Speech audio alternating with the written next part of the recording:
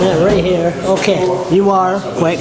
Tom Mann, a coordinator with the Democracy for New Brunswick.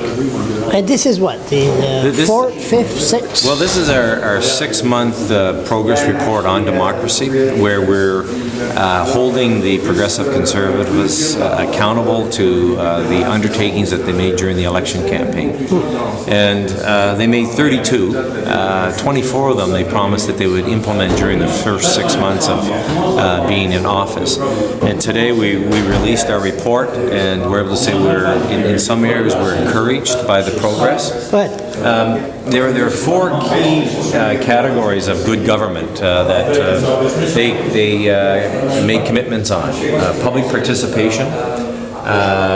Committing and encouraging the PC candidates to hold monthly public meetings in their ridings. This is key. If we're going to have a better democracy, that's part one. We're going to get to part two when we get over there. No problem. Okay. Well, these boards just show the 24, and we have our color legend. If it's white, it's because they haven't started any progress, and if it's in yellow, it's something is in progress. If it's green, it's complete, and if it's red, it means they're just no go. So we have our first green and complete commitment, and that is with regard to the Citizen Engagement Unit. They had promised that they'd establish one, and they appointed me Wes McLean. He's MLA from Upriver. And he's in charge of coordinating public engagement of citizens in the province. And just this month, they've developed guidelines for how to hold public meetings, and they sent that out to all of the departments, because each department in this government has to hold 2 public meetings a year in the province. Oh, really? And they established guidelines as to who's going to be there, what the topic is going to be, what the role of communication. We don't want the union to hijack those meetings, will we? Oh well, it's they're open to the citizens of the province. I'd say that. Sorry. Members of the trade union movement are members of the citizens of New Brunswick. But this is a significant development, because for the first time in the history of the province that we're aware of, there's now guidelines in policy that they must follow, and they have to advertise these meetings by their own policy 3 weeks in advance. And that is, New Brunswickers need to go to these meetings. When you think of the wetlands meetings and the pre-budget consultations, a lot of people there. Hundreds of people.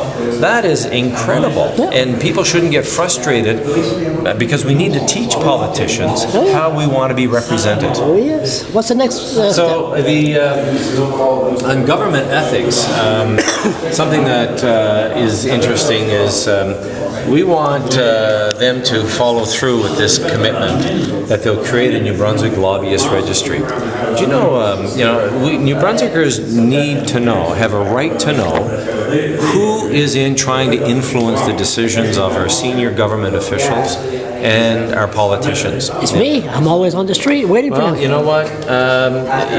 If you're a lobbyist, the blogger's a different type of lobbyist.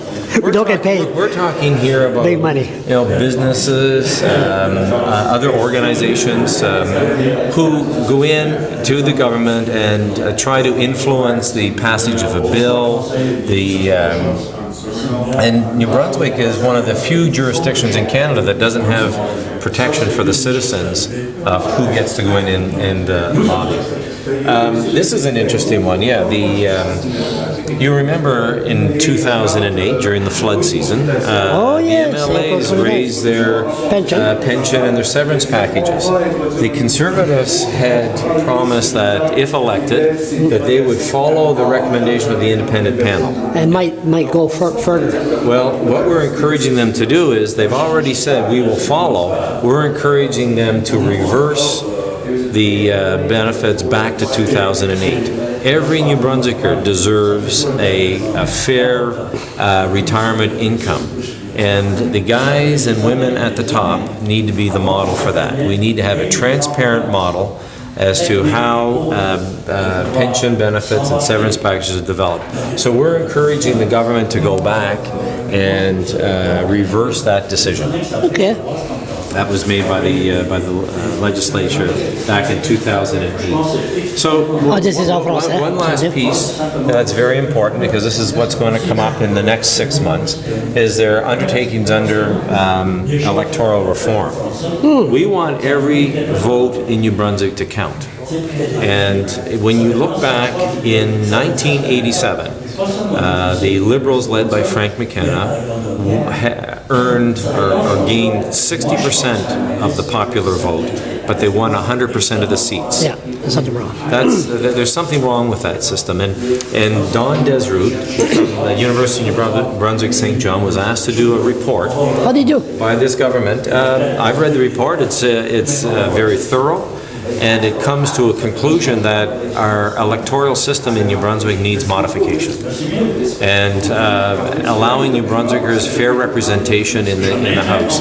In the last election, 18% of New Brunswickers voted for someone other than the Liberals or Conservatives.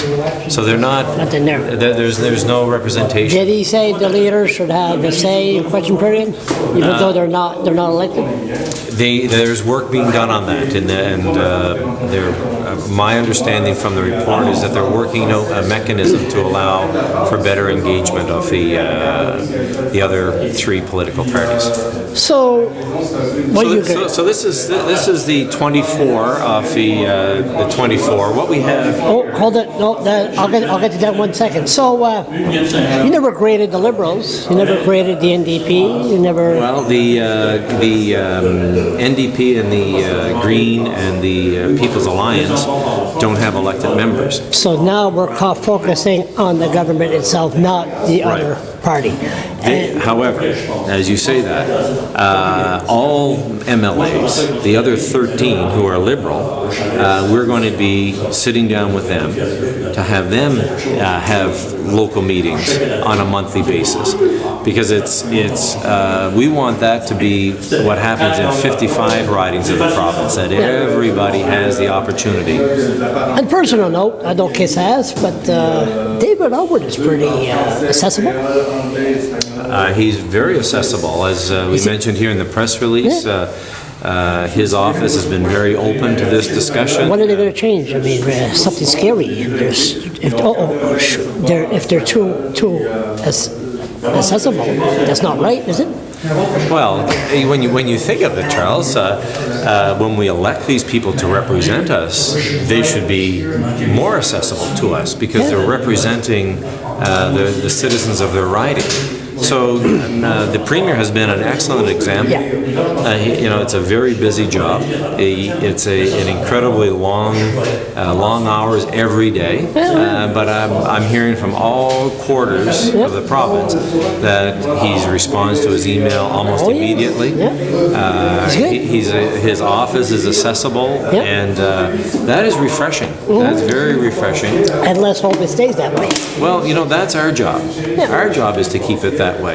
And there's going to be decisions that are going to be made that people are not going to be pleased with, but they need to tell us the reason why. They need to explain to people, and you do that by meeting with people. And that's why this public consultation and engagement in these meetings are so important. Listen, we're going to go for my favorite part 2, right down there. Okay.